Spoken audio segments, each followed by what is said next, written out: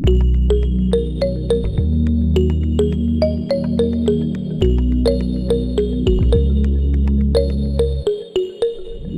Beshies! Good morning and welcome back sa aking YouTube channel. Andito na ulit ngayon ang inyong Ate Jaja for today's vlog. Today ay andito na ako sa Chicago Beshies and I know medyo bitin yung nakaraan na vlog. So for the Q&A sa immigration dito sa US, simple lang naman yung mga tanong sa akin. Just a typical Q&A question sa immigration. So ang unang tanong sa akin is, why am I here sa US?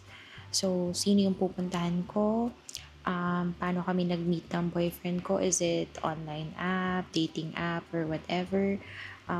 Tapos, kailan ako babalik ng Philippines and ano yung work ko sa Philippines? So, similar lang din siya sa questions ko nung unang punta ko dito sa Chicago. But, today is January 28th na and hindi pa kami masyadong namamasyal ng boyfriend only because may sakit siya. So, nilalagnat siya and uso daw kung sa atin ang flu season is around February or December, dito naman is ganitong month, December to January because malamig, winter, tapos pabago-bago yung klima, like sobrang hangin kasi dito guys.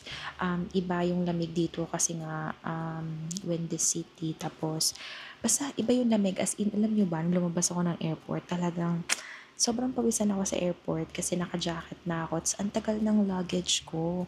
Ang tagal niyang lumabas. So, siguro mga 30 minutes pa ako naghintay for my luggage. And then, nung lumabas na ako, sobrang lamig. As in, parang nanigas yung hair ko.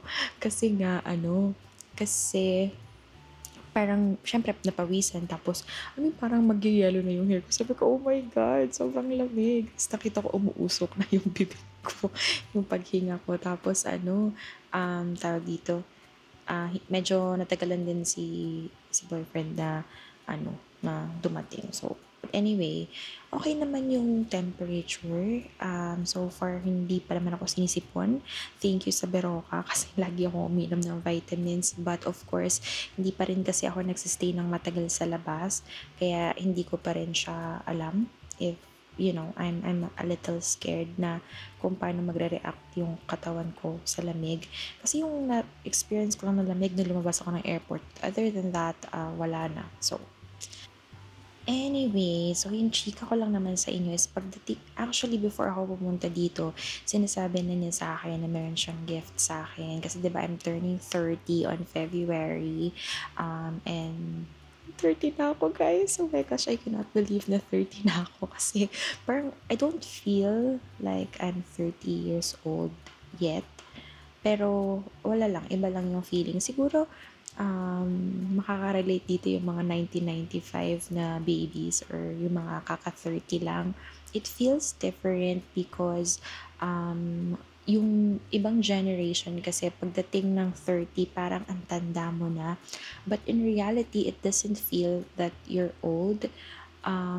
Sometimes nakaka-pressure din yung mga nasa paligid, but it's your journey, buhay niyo yan, and we have our own, chapters sa mga lives natin. So, just take it easy sa mga 30s babies dyan. So, I know how you feel, but honestly, I don't feel na matanda ako at all, and I don't feel any pressure right now.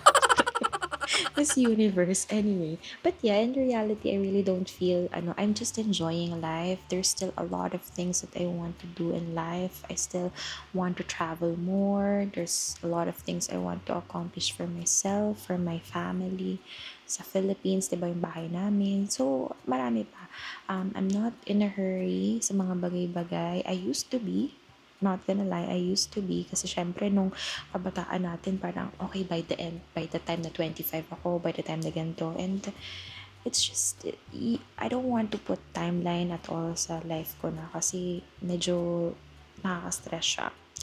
But the purpose of this vlog actually is to just give you an update sa Q&A ko sa Chicago, and also I want to share with you yung birthday gift sa akin ni boyfriend.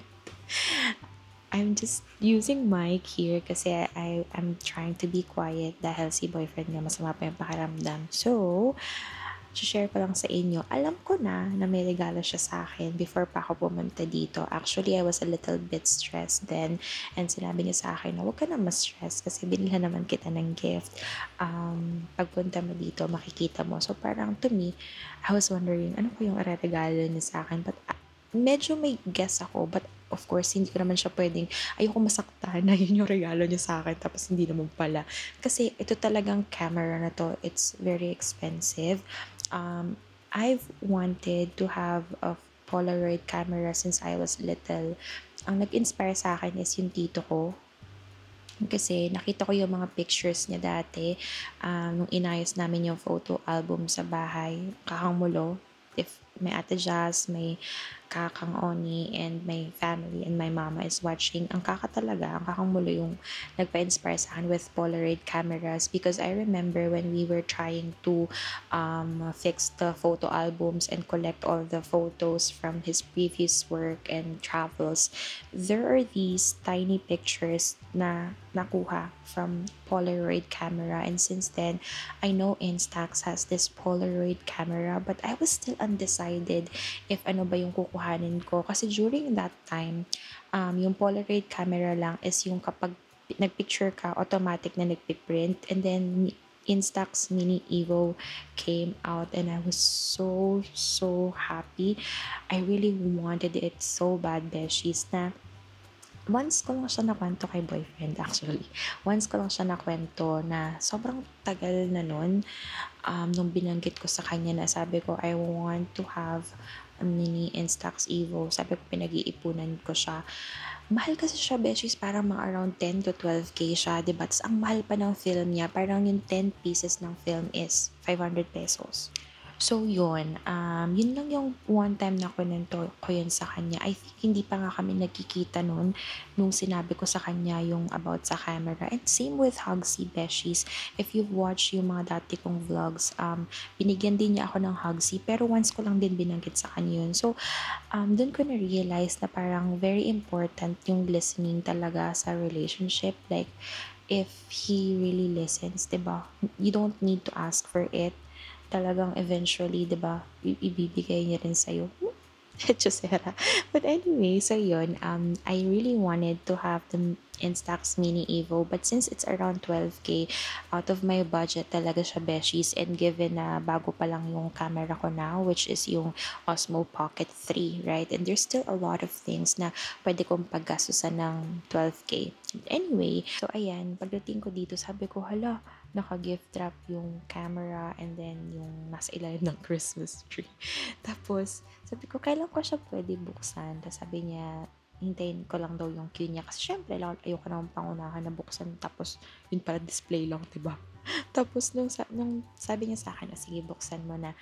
Oh my God, beshes, I'm so happy kasi hindi ko talaga in-expect na yun yung bibili niya sa akin. Kasi sabi ko nga ang mahal. Pero alam niyo, may hint na ako. Kasi yun lang naman yung alam kong sinabi ko sa kanya eh, na pwede niya ibigay sa akin. I'm also thinking it could be perfume kasi sobrang hilig ko sa perfume. But, nung binigay niya sa akin yung camera, bitches, oh, I'm so happy. Like, box of the mini Instax Evo, and what I love about this camera, kaya talagang dream camera ko siya, is because hybrid camera siya. So, I don't need to print out all the pictures. Hindi ko, kumbaga mag-picture ako, tapos magsisave lang siya sa camera, but may option ako to print or not to print the images. Unlike nung other Instax camera wherein pagka-click mo automatic na siya magpiprint. To me kasi nangihinayang ako sa film. That's just my take. Of course, hindi ko sinasabi na, diba, it applies, it's not applicable for everyone. But, yun yung talagang nagpamahal sa akin dito sa mini Instax Evo camera. And other than that, it also has features like iba-ibang filters.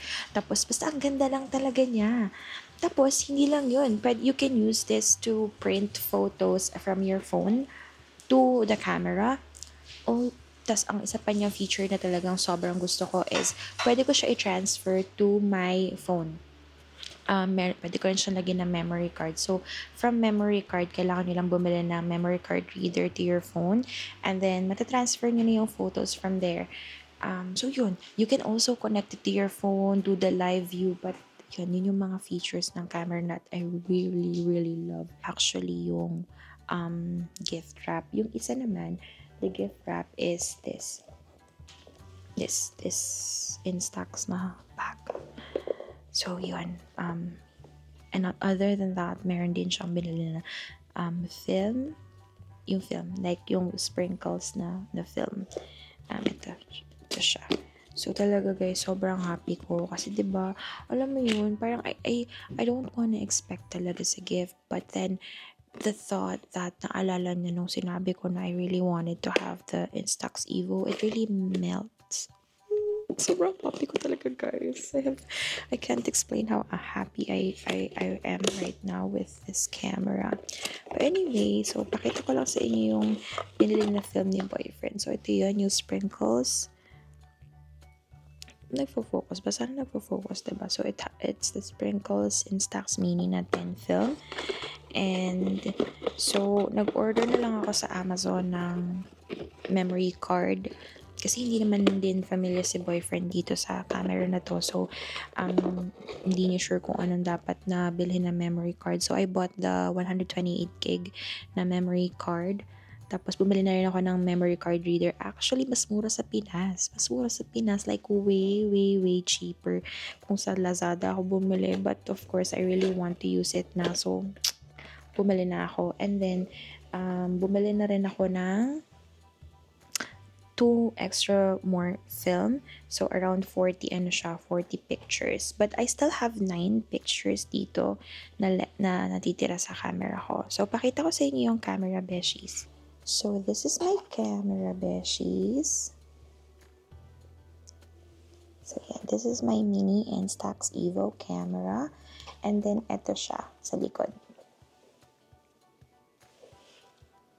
So, just a quick review here. So, dito sa part na to, dito you can change the filters of the camera.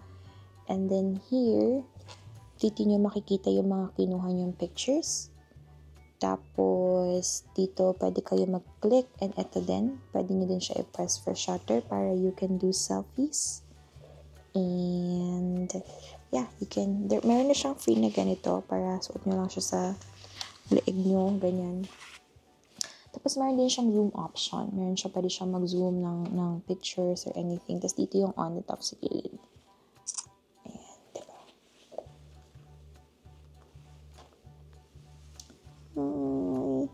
Wait, am I on zoom?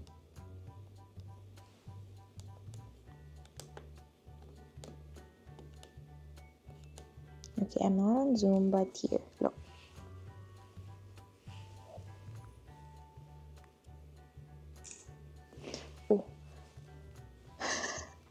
Hindi ako nakatingin. Tapos, actually, ngayon lang ako nag-picture ng ganito dito. Erase and then frame. So, yun. So, ito yung gift sa akin ni boyfriend and I'm very happy with this gift. Sabi ko nga, honestly, it's very, very sentimental akong tao and hindi ko pa masyadong, si mama, of course, mahilig siya magbigay sa akin ng regalo like shoes, damit, like every time. But also si boyfriend din talaga. Silang dalawa yung nagpapaspal sa akin. Kasi diba, the thought of having this very expensive gift, oh my gosh talaga guys, mahal to.